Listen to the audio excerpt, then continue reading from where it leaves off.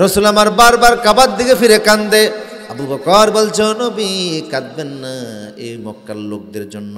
রাসূল বলে, আবু বকর আমি মক্কার জন্য কান্দি না, আমি কান্দি আমার আল্লাহর ঘর বাইতুল্লাহর জন্য। আল্লাহ পাক বলে, নবী হে বাইতুল্লাহর প্রতি আপনার প্রেম ভালোবাসা অনেক বেশি, যান নবী যান, কষ্ট নেবেন না।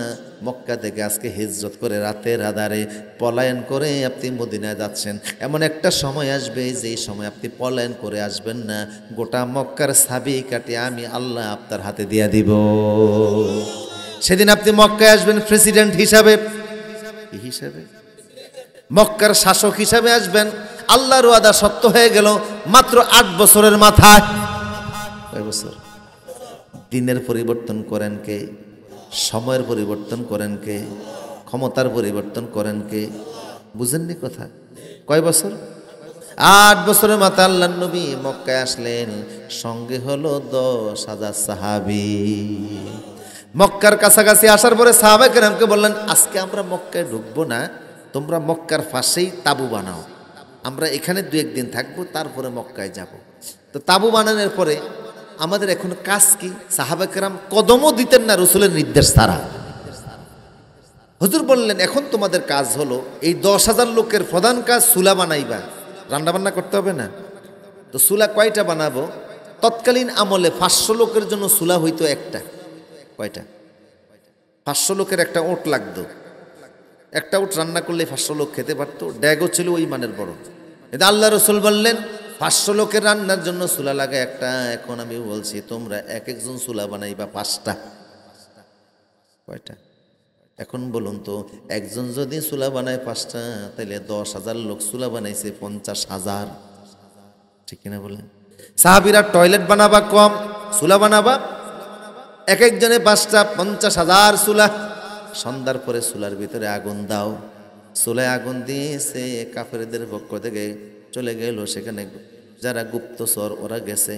গুপ্ত বাহিনী যারা ছিল, গুপ্তচর যারা ছিল, গোয়েন্দা বাহিনীর লোকজন যারা ছিল, গোপন তথ্য সংগ্রহের জন্য ওনারা গিয়া দেখে সুবহানাল্লাহ, হাজার হাজার চুলার মধ্যে আগুন জ্বলতেছে।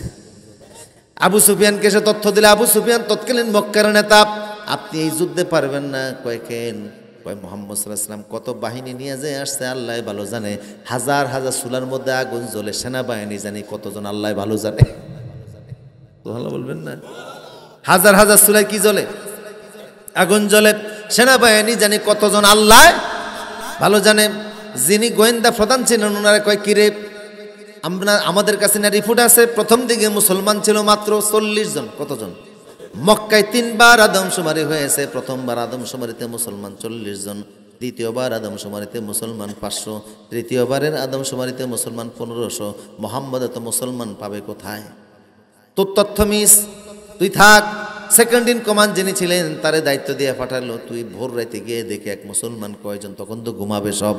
উনি গেছে 3টার দিকে, গিয়ে দেখে অনেক মুসলমান টয়লেটের সামনে সিরিয়ালে, কেউ তাহাজ্জুদে, কেউ ঘুমে। উনি আইসা কয়, স্যার টয়লেটের সামনে যেগুলি সিরিয়ালে আছে ওইটাই তো কই না, কুল পাই না। কারণ টয়লেট কম না বেশি? এখন হজে গেলে দেখবেন মিনায় টয়লেটের সামনে সিরিয়াল আছে না নেই?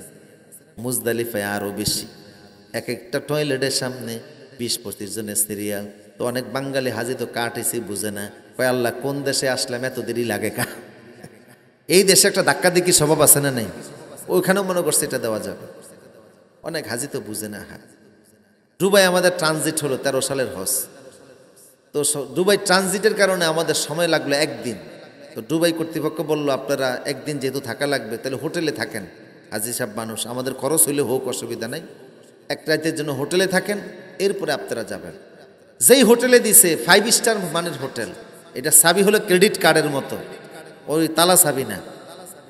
হাজিরা দেখে যে এটা দরজা খুলতেও জানে না, আটকাইতেও জানে না। সহস্রল গ্রামের মানুষ তো। একজনের দেখি দরজার সামনে গাট্টি টাট্টি যা ছিল সব দিয়ে রাখছে।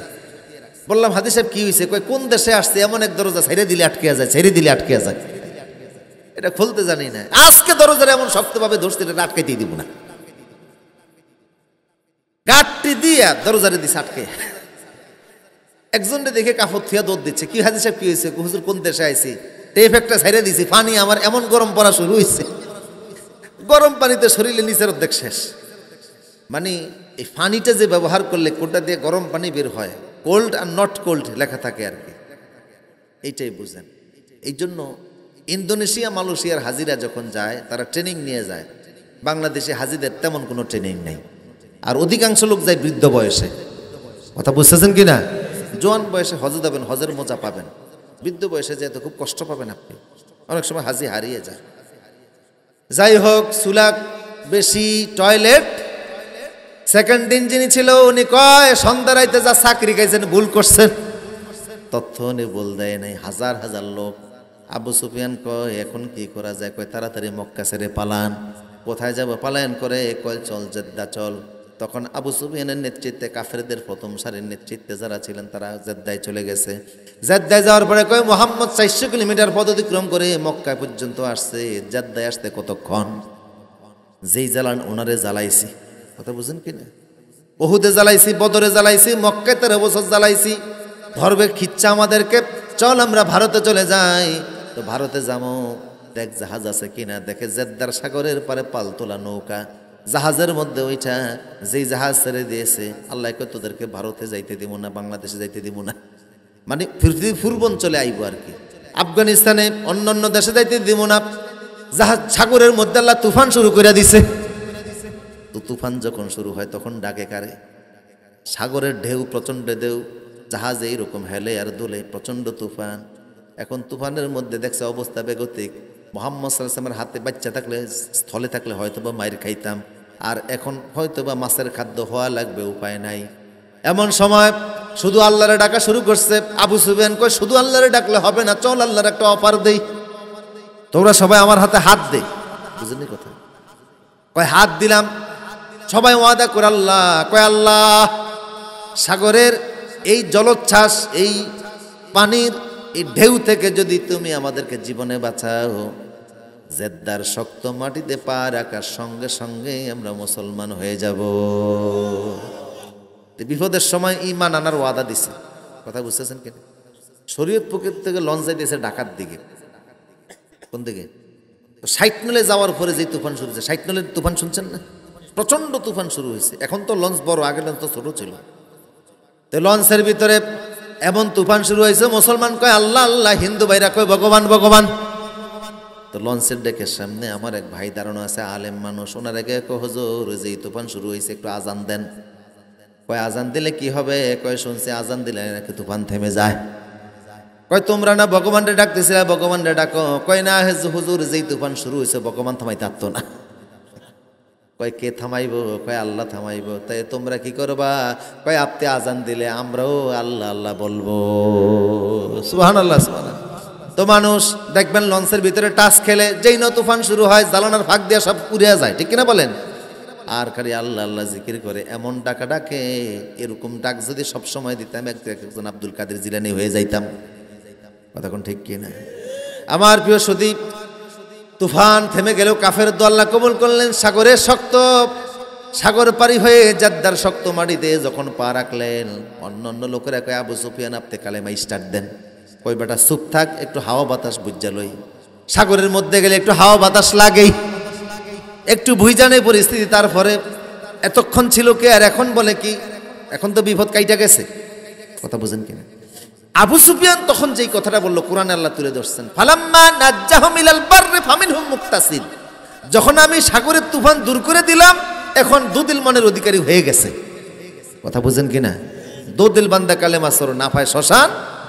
অবশ্য পরবর্তীতে তিনি শেষ মুহূর্তে গিয়ে কালেমা পড়ে মুসলমান হয়েছিলেন। আল্লাহ কবুল করুন, আমিন। তা আমার প্রিয় সুধী, রসুল এখন মক্কায় চলে আসলেন 3 দিন পরে। নেতারা আসেনি মক্কায় না জেদ্দায়? কথা কয় না? বাধা যারা দিব হেরা কি মক্কায় আছে না জেদ্দায় গেছে? আল্লাহ নবী মক্কায় ঢুকলেন, সামনে বাধা দেওয়ার মতো কেউ, বিনা রক্তপাতে রসুল মক্কা বিজয় করলেন। সুবহানাল্লাহ। কারণ রসুল আল্লাহ আমিন, ওনার হাতে আল্লাহ কাউকে রঞ্জিত করবেন না। বিশ্ব নবীকে আল্লাহ কৌশলে বিজয় দান করে দিলেন। আল্লাহ নবী জীবনে যুদ্ধ করেছেন 86টা, 27টা যুদ্ধের সেনাপতি স্বয়ং নিজে ছিলেন। এই 27টা যুদ্ধে, 86টা যুদ্ধে একটা নিরস্ত্র লোক মরে নাই, একটা শিশু মরে নাই, একটা বৃদ্ধ লোক মরে নাই। মুসলমানদের পক্ষে বা বিপক্ষে লোক মারা গেছে সব মিলিয়ে 1800, কোনো বর্ণনায় আসছে 1000। অথচ এক ইরাকের যুদ্ধে আমেরিকা লোক মারছে প্রায় 18 লাখ। কথা কোন ঠিক? ইরাকের যুদ্ধে আমেরিকা মিস্টার বুশ মানুষ মারল 18 লাখ, শিশু মারছে 4 লাখ। ঠিক কিনা বলেন? অথচ এই বুশের বিরুদ্ধে সারা পৃথিবীর একটা মুসলিম দেশে তো দূরের কথা, স্বয়ং আমেরিকাতেও একটা মামলাও হয় নাই। অথচ 1991 সালে আমেরিকাতে একটা লোক একটা বিড়াল মারার অপরাধে, বিড়াল হত্যার অপরাধে মামলা হয়েছিল।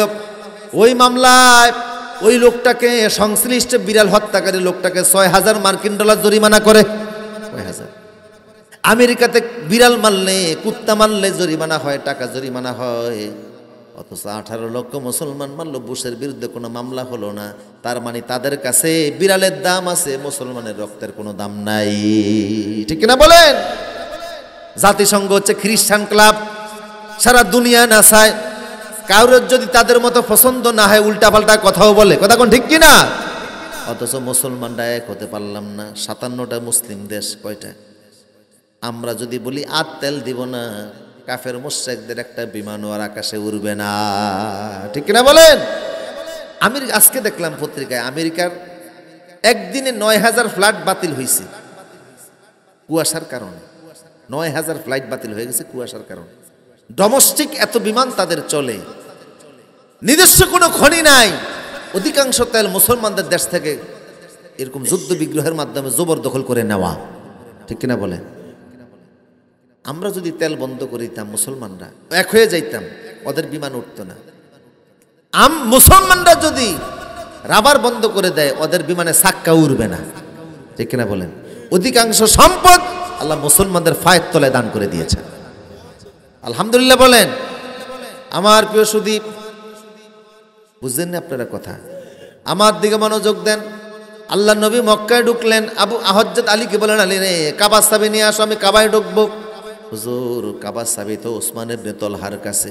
ওসমান ইবনে তলহার বাড়িতে চলে গেলেন হযরতে আলী, গিয়ে বলেন, ওসমান আপনি ঘরে আছেন নাকি? আসি, চাবি দাও। কেন চাবি দেব? আল্লাহ রসুল ঘরের ভিতরে ঢুকবেন, বাইতুল্লাহ ঢুকবেন। ওসমান ইবনে তলহা বলে, কেন আমাদের নেতারা কোথায়? আলী বলল, সব নেতারা জেদ্দায়, আল্লাহ রসুল 10,000 সাহাবী নিয়ে মক্কায় আসছে। ওসমান ইবনে তলহা বলল, আমি চাবি দিব না। আলী কয়, দিবি না মানে? কয় না।